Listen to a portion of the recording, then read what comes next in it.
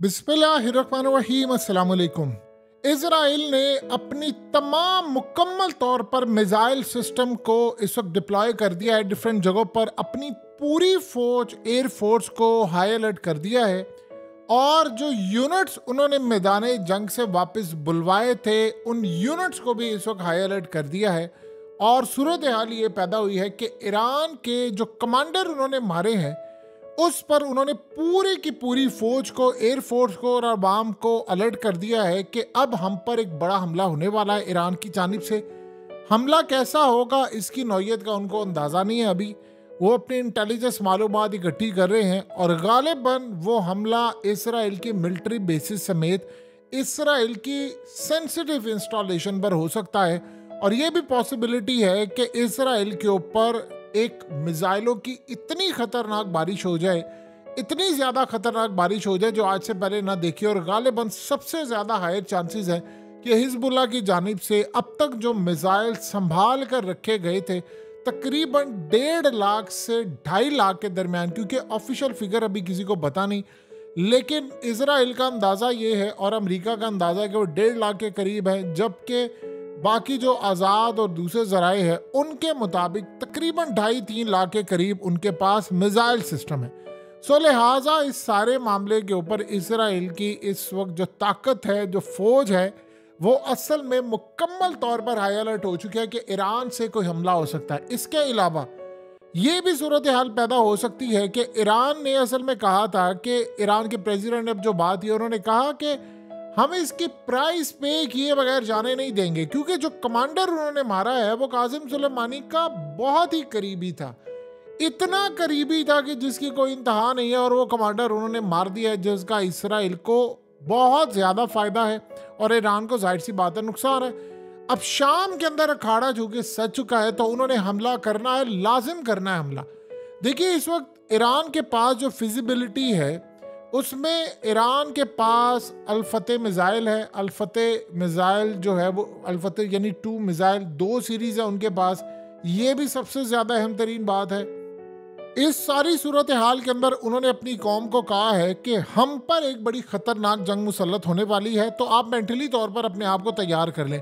आप उस इसराइली कौम को कह रहे हैं जो पहले ही 80 दिन से बर्बाद हुई पड़ी है। यानी आप ये देखिए कि इस जंग के अंदर ये तो हुआ है कि इसराइल के आम लोग शायद नहीं मारे गए, लेकिन इसराइल की फौजों का बड़ी हद तक सफाया हुआ है। असल में वो अब इस जंग को देख रहे हैं कि किस पैमाने पर लड़ाई हो सकती है। उन्होंने अपनी तमाम फौजों को हर जगह पर हाई अलर्ट किया है। नेतन्याहू ने इसके साथ ही यूरोप से बातचीत करना शुरू कर दी है, अमेरिका से और कनाडा से। अब आप ये देखिए कि काम वो क्या कर रहा है। फ़लस्तीनियों को कह रहा है कि तुम मुल्क छोड़कर जाओ और कहा है कि 1.5 लाख कल या परसों तक खाली कर दें साउथ की जानिब से।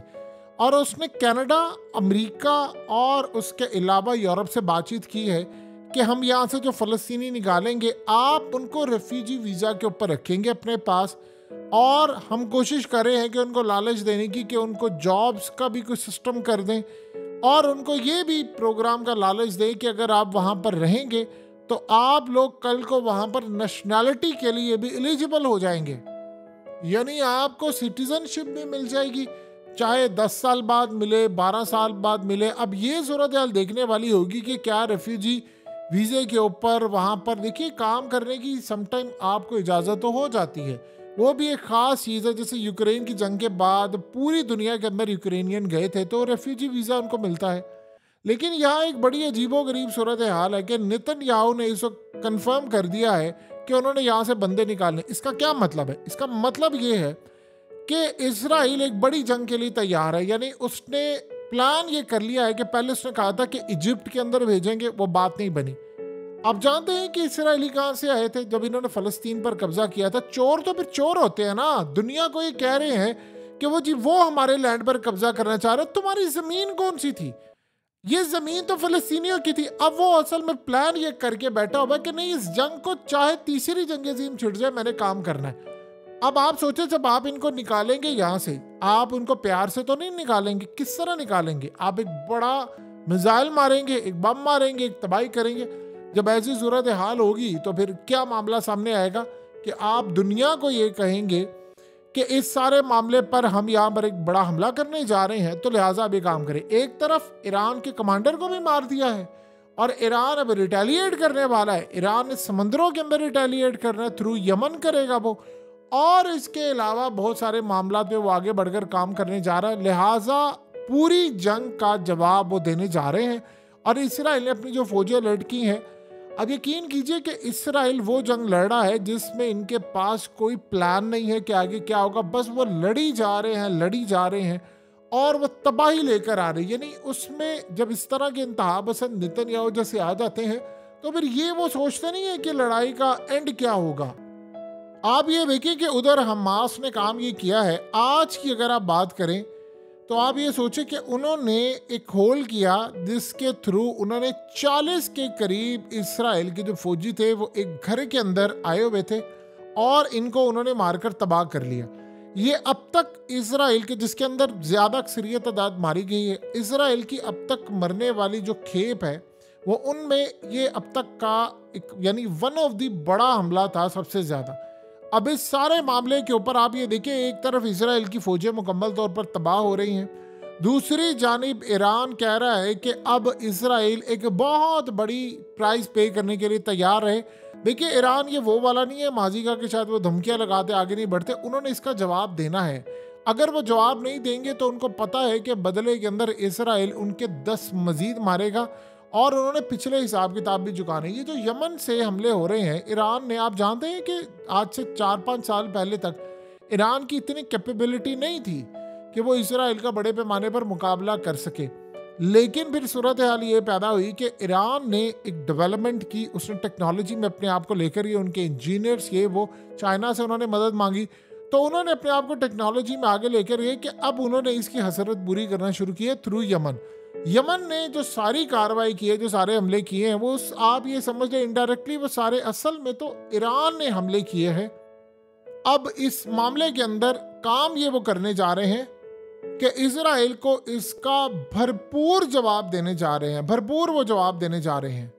देखिए ये भी हो सकता है, पॉसिबिलिटी है कि इस सारे मामले के अंदर वो डिमोना को हिट कर सकें, क्योंकि पिछले जो हमला हुआ था हमास ने जब रॉकेट मारे थे तो एक रॉकेट या शायद ज़्यादा तादाद के अंदर, जो न्यूयॉर्क टाइम्स ने रिपोर्ट किया था कि वो जहाँ पर इनकी न्यूक्लियर इंस्टॉलेशन थी, जहाँ पर स्टोरेज थी मिसाइलों की, वॉर हेड थे जो न्यूक्लियर वॉर हेड, वो न्यूक्लियर वॉर हेड की जहाँ पर स्टोरेज थी वहाँ पर जाकर हिट किया। नुकसान उनका हुआ, इस पैमाने पर नहीं था कि बहुत ज़्यादा होता, लेकिन बहरहाल उन्होंने उनके एटमी प्रोग्राम पर हमला किया।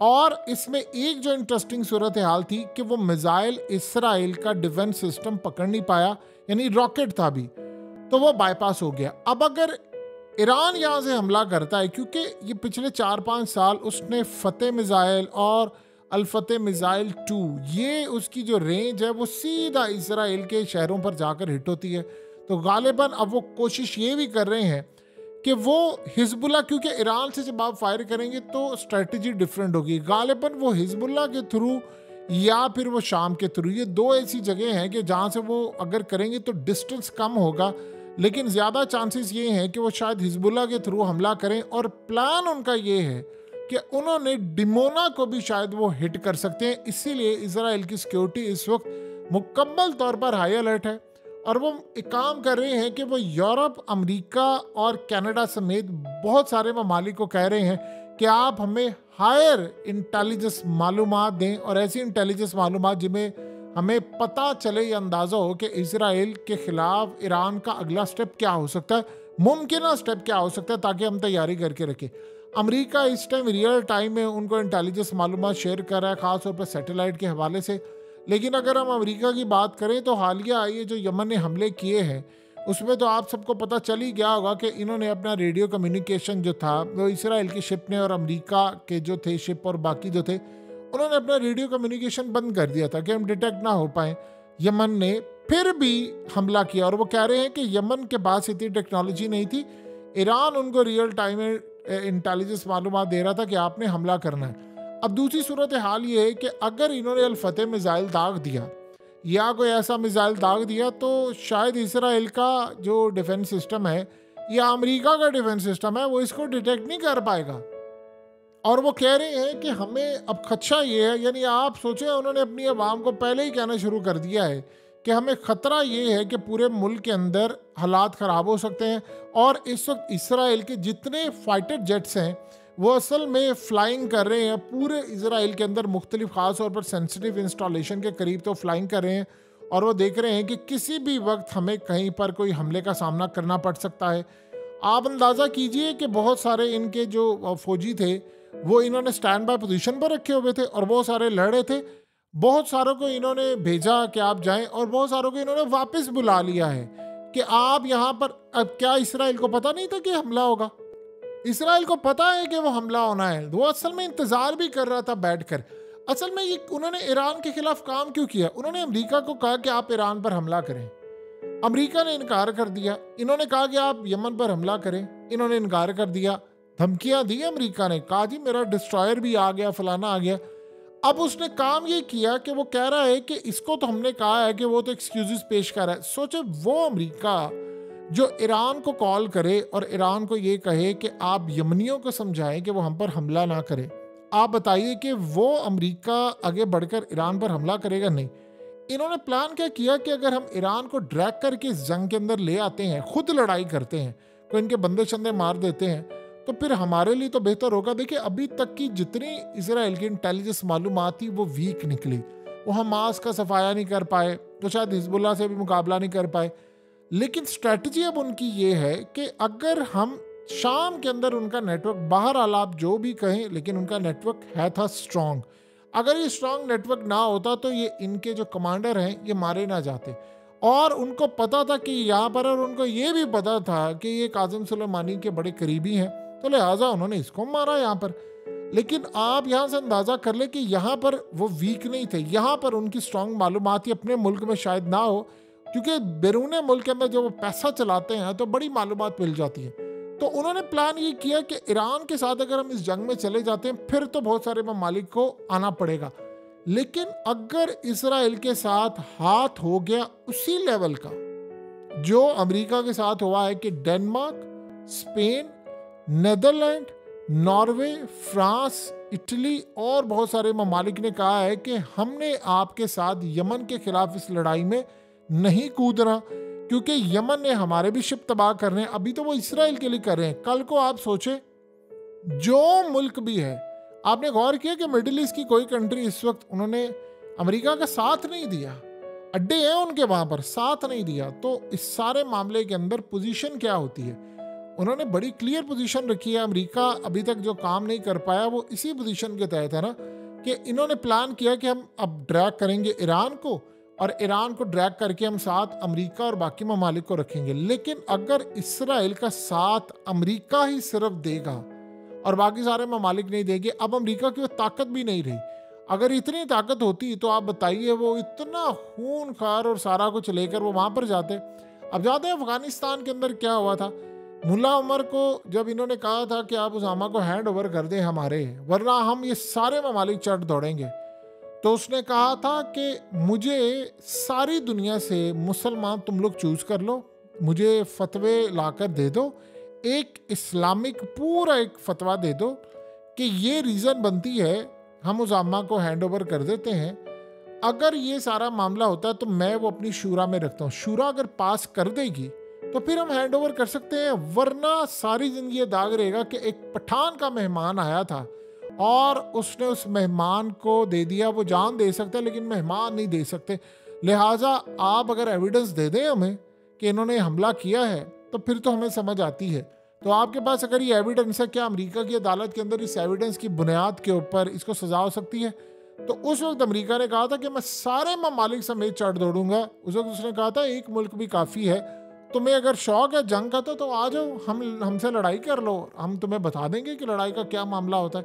उस वक्त उसने बात कही थी, उसने कहा था कि 3 दफ़ा ख्वाब में मुझे नबी पाक सल्लल्लाहु अलैहि वसल्लम की ज़ियारत हुई और उन्होंने कहा कि तुमने इस जंग से पीछे नहीं हटना। तो अब मुझे बशारत मिल चुकी है कि फ़तह हमारी होगी। ये आज से तकरीबन 21 साल पहले का मामला था। तो अमेरिका सारी ताकतों समेत कूदा और हार कर निकला एक ख्वाब की बुनियाद के ऊपर। तो यहाँ पर आप सोच लें कि अमेरिका के साथ उस वक्त तो सारी दुनिया थी, यहाँ पर क्या है। लेकिन अगर इसराइल के साथ बड़े पैमाने के ऊपर वो आकर लड़ाई करते हैं और यूरोप पूरा पीछे हट जाता है, तो अमेरिका क्या कर लेगा? अकेला तो कुछ भी नहीं कर सकता। वो उस वक्त इतने ममालिक के साथ हार गया था, तो अब तो आप अंदाजा लगा सकते हैं कि उसके साथ क्या होगा।